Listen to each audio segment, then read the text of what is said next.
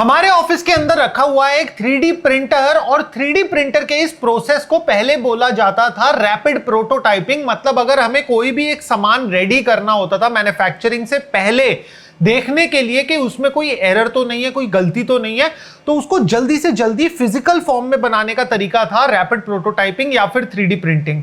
तो इंडिया के अंदर 3D प्रिंटिंग आती है जो कि चाइनीज मशीन्स के थ्रू आती है। स्टार्टिंग में मैं बात कर रहा हूं एक बहुत ही स्मॉल स्केल पे, बहुत ही छोटे लेवल पे। तो वो जो 3D प्रिंटिंग होती है वो आपके छोटे ऑब्जेक्ट्स के लिए होती है और उस पर बहुत सारी वीडियोस भी ऑनलाइन अवेलेबल है। बट उसके बाद में एक आता है नेक्स्ट स्टेप जिसमें कि 3D प्रिंट करा जाता है घरों को।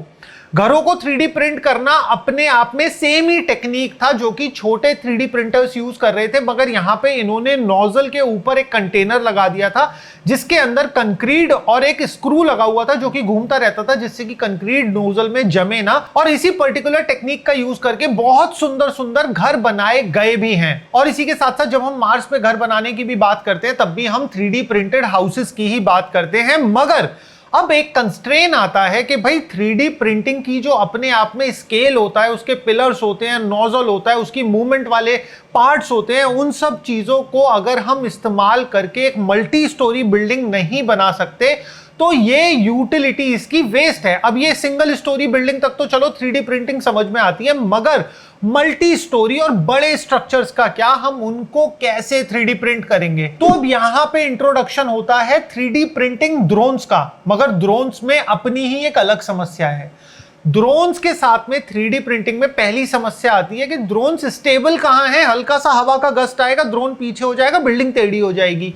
ऑफ कोर्स ये एक जेन्युइन समस्या है। तो आखिर क्यों इतनी बड़ी बड़ी कंपनीज 3D प्रिंटिंग घरों का और मल्टी स्टोरी बिल्डिंग्स का इस पर्टिकुलर टैंजेंट में इतना इंटरेस्ट ले रही हैं? तो यहां पे सबसे बड़ी समझने वाली बात यह है कि इंडिया के अंदर कंस्ट्रक्शन इंडस्ट्री 2022 में 701 बिलियन यूएस डॉलर्स की थी और इसका जो एनुअल ग्रोथ रेट है वो है 6.1% का। तो ये अपने आप में ना बहुत मैसिव इंडस्ट्री हो जाती है। तो इतनी मैसिव इंडस्ट्री में अगर 2% 2% की भी सेविंग्स हो जाए ना तो वो वाला अमाउंट भी बिलियंस में आएगा, वो वाला अमाउंट भी बहुत बड़ा होगा। तो 3D प्रिंटिंग की टेक्निक है, इसमें सेविंग्स बहुत ज्यादा होती हैं क्योंकि इसमें कोई स्ट्रक्चर नहीं बनाना पड़ता। स्ट्रक्चर के बिना बनाए भी ये वाली बिल्डिंग जो 3D प्रिंटिंग से बनती हैं वो ड्यूरेबल रहती हैं और इसी के साथ साथ आपको सपोर्ट स्ट्रक्चर बिल्डिंग के साथ में खड़ा नहीं करना पड़ता। और जो फाइनल सबसे बड़ा बेनिफिट है वो है इसका स्मूथ ऑपरेशन। कि 3D प्रिंटिंग में बस एक मशीन ले जाओ, कोई हैवी इक्विपमेंट्स का ट्रांसपोर्टेशन नहीं है, कोई डिगिंग नहीं है, कोई पॉल्यूशन नहीं है। जब क्या होता है, जब हम रेगुलर इक्विपमेंट्स का इस्तेमाल करते हैं किसी बिल्डिंग के कंस्ट्रक्शन के लिए तो वहां पे ना डस्ट का पॉल्यूशन बहुत होता है। पहले डस्ट को लाया जाएगा, फिर उसे मिक्स करा जाएगा, फिर एक्सकेवेटर उसको कहीं डालेगा तो उसमें डस्ट बहुत उड़ता है। तो यहां पे ऑफकोर्स पॉल्यूशन वाला पार्ट भी अवॉइड हो जाता है। तो ये भी एक एस्टिमेट है कि जो टोटल 100% माल लाया जाता है किसी भी साइट पे कंस्ट्रक्शन के लिए, उसमें से 30% अप्रॉक्स माल वेस्ट जाता है। तो वो वेस्ट भी 3D प्रिंटिंग से अवॉइड हो सकता है और कॉस्टिंग का तो कहना ही क्या, क्योंकि 3D प्रिंटिंग उतना ही माल यूटिलाइज करता है जितना की जरूरत होती है। तो वापस आते हैं अपने ड्रोन से 3D print multi storey buildings पर कि ड्रोन से जो हम 3D प्रिंट करेंगे मल्टी स्टोरी बिल्डिंग, तो ड्रोन अगर स्टेबल नहीं है तो वो बिल्डिंग कैसे स्टेबल बनाएगा? तो यहां पे ना एक बीच की एक कड़ी आती है। अब आपने फॉर एग्जांपल वीडियो बनाने वाले ड्रोन देखे होंगे तो उसमें होता है कैमरा वीडियो बनाने के लिए और ड्रोन जो हवा में उड़ता है, मगर एक बीच में बहुत इंपॉर्टेंट कड़ी होती है जिसको हम बोलते हैं गिम्बल। तो हर एक कैमरा को स्टेबल रखने के लिए गिम्बल होता है। तो सेम उसी कॉन्सेप्ट पे जो 3D प्रिंटिंग ड्रोन्स बन रहे हैं उसके अंदर लगा हुआ है डेल्टा मैन्युपुलेटर। तो ड्रोन, डेल्टा मैन्युपुलेटर और फिर फाइनली आता है नोजल जिससे कि कच्चा माल निकलेगा। और यहां पे ड्रोन भी खाली एक ही तरीके के नहीं है, दो तरीके के ड्रोन है। तो पहले तो है आपका हैवी लिफ्टिंग करने वाले बिल्डर ड्रोन जिसके अंदर माल भरा जाएगा। तो ये माल भरे हुए ड्रोन अपनी टेंजेंट यानी कि फिक्स्ड पाथ पे ही चलेंगे और ये माल को डिस्पोज ऑफ करेंगे जिससे कि एक बिल्डिंग का डिजाइन बने। इस पॉइंट पर आकर बहुत सारे लोगों के दिमाग में एक सवाल आ रहा होगा, ड्रोन अपने आप में इतना छोटा होता है, उसमें बैटरी का वजन इतना होता है, उसको एडिशनल माल उठाना, कंक्रीट जैसा माल उठाना और फिर एक जगह पे लेकर जाना और उसे ड्रॉप करना, और वो भी एक मैसिव स्ट्रक्चर बनाना, इसमें तो सालों लग जाएंगे।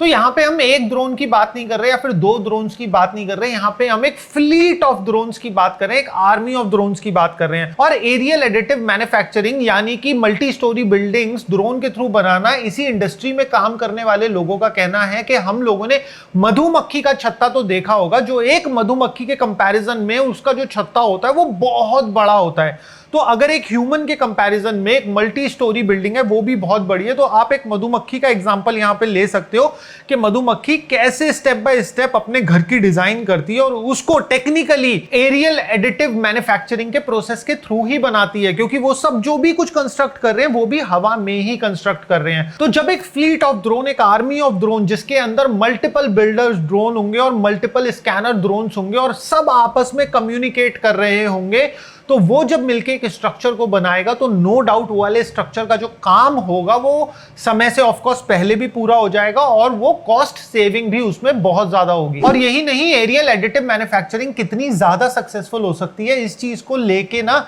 एक बहुत सारी कंपनीज हैं जिन्होंने अपने प्रोटोटाइप्स और अपने ड्रोन से बनाई हुई बिल्डिंग्स तो नहीं बोला जाएगा बट छोटे छोटे स्ट्रक्चर शोकेस करे हैं।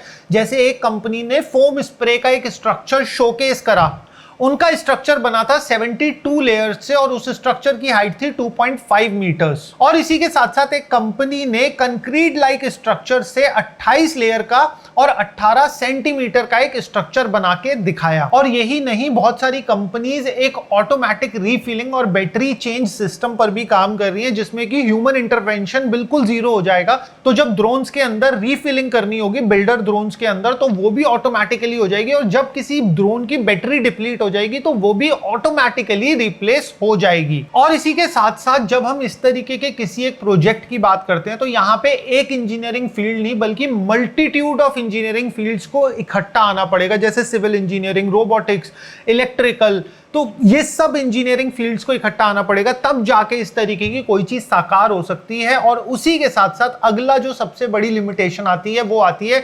Regulatory limitations. अभी हम DJI के ड्रोन्स इंडिया में एक पर्टिकुलर हाइट तक ही उड़ा सकते हैं, उसके ऊपर नहीं। मगर एक चीज तो तय है कि आने वाले समय पे जो ये ड्रोन से कंस्ट्रक्शन की हम लोग बात कर रहे हैं, ये काफी ज्यादा सस्ता होने वाला है इन कंपैरिजन टू ट्रेडिशनली अभी जैसे बिल्डिंग्स बन रही हैं, और उसी के साथ साथ ये फास्ट भी होने वाला है कंपैरेटिवली टू अभी जो ट्रेडिशनल बिल्डिंग्स बन रही हैं। मगर दोस्तों, ये 3D प्रिंटेड होम्स तो हैं फ्यूचर का टेक, बट आज की डेट में भी आप अपने घरों को बना सकते हो हाई टेक, उनके ऊपर सोलर पैनल्स इंस्टॉल करके। तो अगर आप लोग भी जानना चाहते हो सोलर सिस्टम इंस्टॉलेशन का A to Z अपने नॉर्मल घर को एक high tech advance energy saving घर बनाने के लिए, तो हमने उस पर एक डिटेल में वीडियो बनाई है, जिससे कि आप किसी भी इंस्टॉलर से जब कभी भी सोलर लगवाओ तो आपको भी पूरी जानकारी हो सही तरीका क्या है सोलर इंस्टॉलेशन का।